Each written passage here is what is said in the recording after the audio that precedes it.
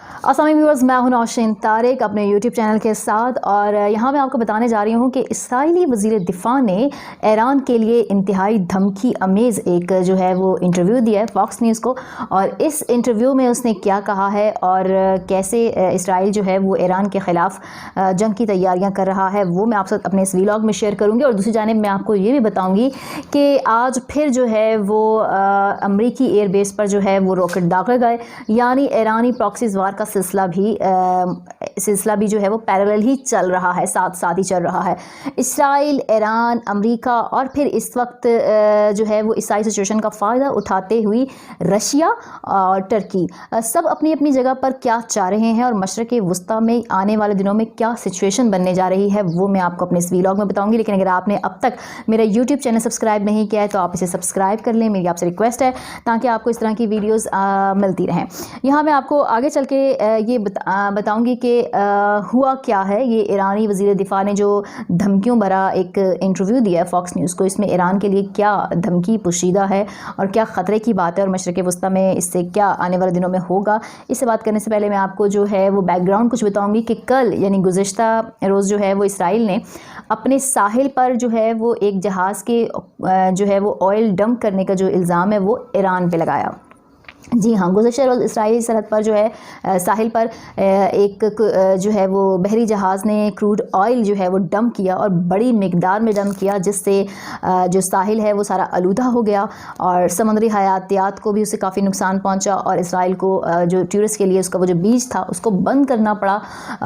सफाई के लिए, और इस सारे माहौलियात जो इशू हो चुका था उसको ठीक करने के लिए उनको ये आर्ज़ी तौर पर बंद करना पड़ा, जिससे इसराइल को अरबों डॉलर का जो है वो झटका भी लगा। इसराइल ने इसका ब्लेम किया है ईरान को, मतलब उसका ये कहना है कि ईरान ने ये शरारत की है, ईरान ने ये हरकत की है हमें नुकसान पहुंचाने के लिए। और उसको कुछ सबूत कुछ उन्होंने इस तरह से दिए हैं कि इसराइली हुकाम ने इल्ज़ाम लगाया कि ये जो जहाज़ था, बहरी जहाज़ था, ये तेल स्मगल कर रहा था ईरान से शाम की तरफ, और जब वो ट्रेस होने लगा, ट्रैक होने लगा, तो उसने वो सारा तेल इसराइल के साहिल पर डंप कर दिया। और ये उनका कहना है कि 1000 टन क्रूड ऑयल जो है वो डंप किया गया है, और सोचें कि इस 1000 टन क्रूड ऑयल ने वहाँ पर क्या तबाही मचाई होगी,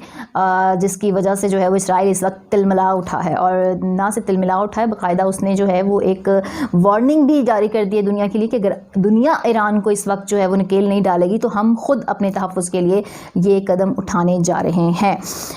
अब ये है कि इसका इल्ज़ाम लगा दिया, और साथ में ये भी बड़ी वसूख से इसराइल की जानिब से कहा गया है कि जो है इस वक्त वही जो जहाज़ है वो इस वक्त ईरान की बंदरगाह पर लंगर अंदाज है, एंकर्ड मौजूद है, जिसने ये हरकत की है उनके साहिल पर। और ये पूरा एक सबूत के साथ गुज़श्ता रोज़ ये सारा मामला हुआ। आज जो है वो जेरूसलम पोस्ट की ये ख़बर है, मैं आपके सामने रख रही हूँ, और इस ख़बर ने जो है कि सुर्ख़ी ही यही है कि ईरान की जो न्यूक्लियर साइट्स हैं उस पर जो हमलों की तैयारी है उसको मज़ीद जदीद करने, मज़ीद उसको अपडेट करने के लिए इसराइल ने तैयारी पकड़ ली है। अब इसराइल ने ये कह दिया है कि हम ईरान की न्यूक्लियर साइट्स पर हमले करेंगे, और ईरान की जो न्यूक्लियर साइट्स हैं उनको तबाह और बर्बाद कर देंगे, सफ़े हस्ती से मिटा देंगे, क्योंकि ये इस वक्त हमारे लिए सबसे बड़ा ख़तरा है। इसके अलावा लिबनान में मौजूद हिज़्बुल्लाह, जिसको सभी जानते हैं कि वो ईरान सपोर्टेड है, तो उनका टारगेट हिज़्बुल्लाह भी है। जी हाँ, इसराइल ने हिज़्बुल्लाह के ख़िलाफ़ भी तबले जंग बजा दिया है। उनका ये कहना है कि हिज़्बुल्लाह के पास इस वक्त जो है वो 100 और 1000 मिसाइल मौजूद हैं, जो कि जिससे वो इसराइल की सलामती को नुकसान पहुंचाना चाहते हैं, इसराइल को अटैक करना चाहते हैं। तो फॉक्स न्यूज़ से बात की इसराइली दिफाई मिनिस्टर ने, और उन्होंने इसमें अपनी तमाम तैयारी जो है वो बता दी कि हम क्या करने जा रहे हैं। ये मैं आपके साथ शेयर करूँगी, लेकिन इससे पहले मैं आपको ये बता दूँ कि ईरान अपना जो काउंटर उसका सिलसिला है वो एज़ यूजुअल चल रहा है। ईरानी सपोर्टर मलेशियास, ईरानी सपोर्टर्स हिज़्बुल्लाह और तमाम तंजीमें, और ख़ुद ईरान जो है वो इस उन मिसाइल अटैक्स में इन्वॉल्व है जो इस वक्त अमेरिका के हवाई अड्डों पर किए जा रहे हैं, फ़ज़ाई अड्डों पर किए जा रहे हैं इराक़ के अंदर, बगदाद के अंदर। आज फिर जो है वो अमेरिकी एम्बेसी को जो है फ़ज़ाई अड्डे को जो है वो एक बार फिर जो है वो انہی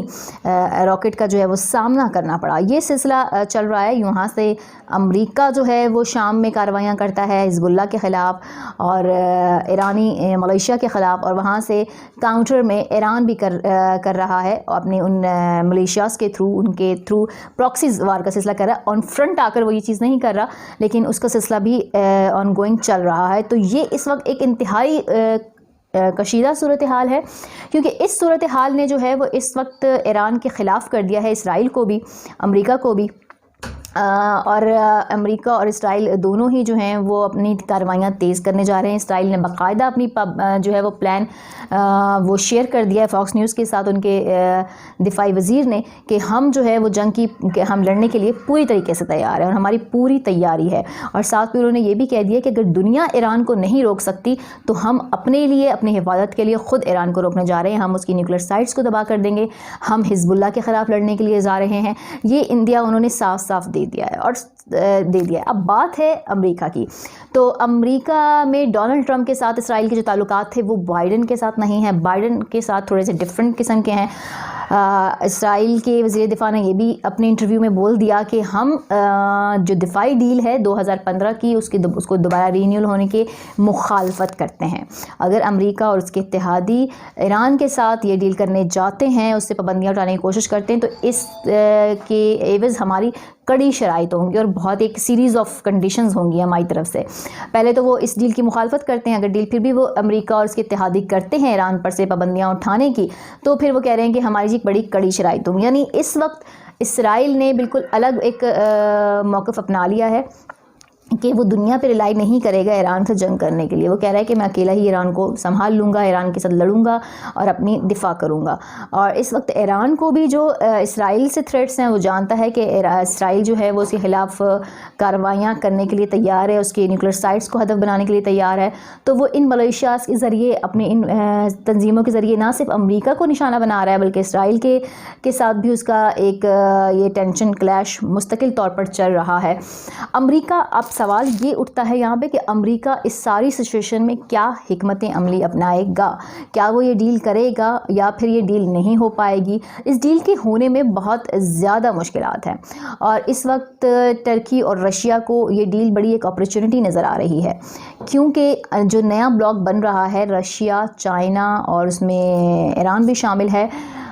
اس کے لیے اگر امریکہ یہ سینکشنز اس پر سے ہٹا دیتا ہے, ڈیل ہو جاتی ہے, تو رشیا کے لیے اور چین کے لیے ایران کے ساتھ اتحاد بہت آسان ہو جائے گا. تو یہ ڈیل رشیا اور چین کے حق میں جاتی ہے, وہ اس کو ایک ونڈو آف اپرچونٹی کے طور پہ دیکھ رہے ہیں اور اس کے لیے وہ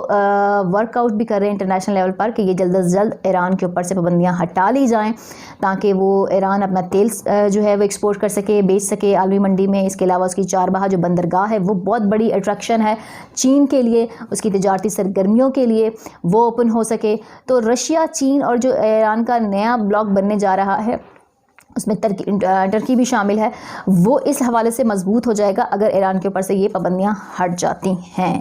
لیکن اسرائیل کو یہ منظور نہیں ہے کیونکہ اسرائیل اس سے کمزور ہوگا اور اسرائیل یہ چاہتا بھی نہیں ہے, اس لیے وہ امریکہ کو بھی دھمکا رہا ہے کہ اس ڈیل پہ مت جایا جائے اور اگر جاتے ہو تو پھر ہماری تحفظات کو دور کرو. اور امریکہ کے لیے, خود کے لیے بھی اس وقت یہ ڈیسائیڈ کرنا سب سے مشکل سچویشن اس وقت امریکہ کے لیے کہ وہ کیا کرے. ترکی, رشیا, چین, ایران کو وہ ایک بلاک میں ہوتا ہوا دیکھ بھی نہیں سکتا اور اسرائیل کو بھی ناراض نہیں کر سکتا. دوسری جانب ایران نے بھی بڑی ہی خوبصورتی کے ساتھ اس کی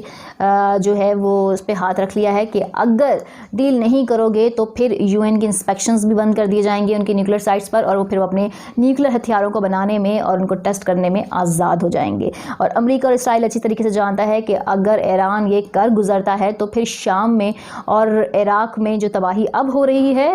صرف راکٹ اور میزائل سے, وہ پھر بہت بڑے پیمانے پر ہوگی اور شاید اس سے انسانیت کو سب سے زیادہ خطرہ ہوگا. لیکن جو وار شروع ہو جائے گی مشرق وسطیٰ میں وہ شاید پھر ختم ہونے کا نام نہ لے. تو یہ کچھ لیٹسٹ کنڈیشن تھی مشرق وسطیٰ کی جو میں نے آپ سے شیئر کی. میری ویڈیو پر اپنی آراء کا اظہار ضرور کیجیے گا. اپنا بہت خیال رکھیے گا. پاکستان زندہ باد.